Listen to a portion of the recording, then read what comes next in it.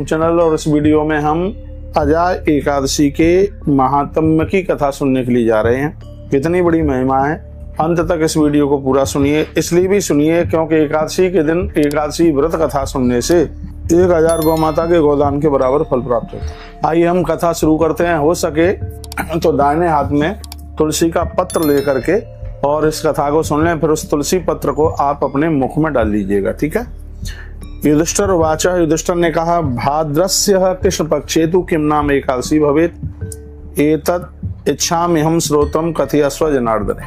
कहा, भगवान भादों के कृष्ण पक्ष के समय पर पड़ने वाली एकादशी कौन सी है? मेरी इच्छा है यह एकादशी की व्रत कथा आप हमें सुनाए। श्री कृष्ण वाचा, तो भगवान श्री कृष्ण बोले, सुनस्व एक ही मना राजन कथिष्यामि विस्तरात अजेत नामतः प्रोक्ता सर्व पाप प्रणाशिनी। भगवान कृष्ण कहते हैं, हे राजन, आप एकाग्र मन से इस 11 की कथा को सुनिएगा।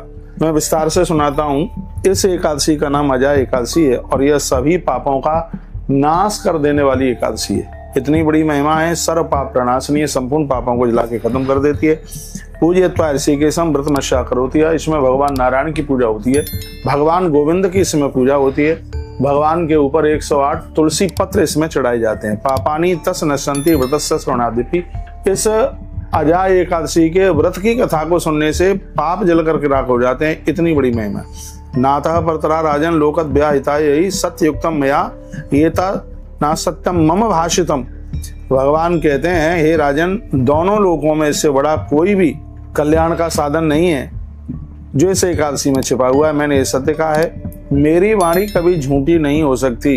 यह भगवान ने कहा, मया ये तन्ना असत्यम मम भाषितम, मेरी वाणी कभी झूठ नहीं हो सकती। तब भगवान ने एक कथा सुनाई अजाय एकादशी को लेकर के, और भगवान ने बड़ी सुंदर सी कथा सुनी। आई है, क्या सुनाया? हरिचंद्र इति ख्यातो बभुव नृपति पुरा चक्रवर्ती शतशंदा समस्ताया भुवपति। कहते हैं, हे राजन, एक हरिश्चंद्र नाम का राजा हुआ और वह बड़ा अद्भुत राजा हरिश्चंद्र, प्राचीन काल में राजा हरिश्चंद्र हुए। वह संपूर्ण पृथ्वी के स्वामी, चक्रवर्ती और सत्यवक्ता थे। ऐसा महापुरुष जो जीवन में कभी झूठ नहीं बोला। किसी कर्म के फलस्वरूप वह राजभ्रष्ट हो गए। उन्होंने अपनी पत्नी और पुत्र को भी बेच दिया और उन्होंने अपने आप को भी बेच दिया।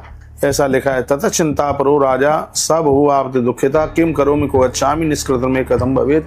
तब राजा बहुत दुखी हुआ कि इस समय मुझे क्या करना चाहिए, मैं कहाँ जाऊं, क्या करूं, बड़ा परेशान था। वह धार्मिक राजा चांडाल के दास बन गए, काशी में जीवन निर्वाह किया। वे सत्य का सहारा लेकर के आंखें बंद करके और वो कफन वसूलने लगे अपने मालिक के लिए।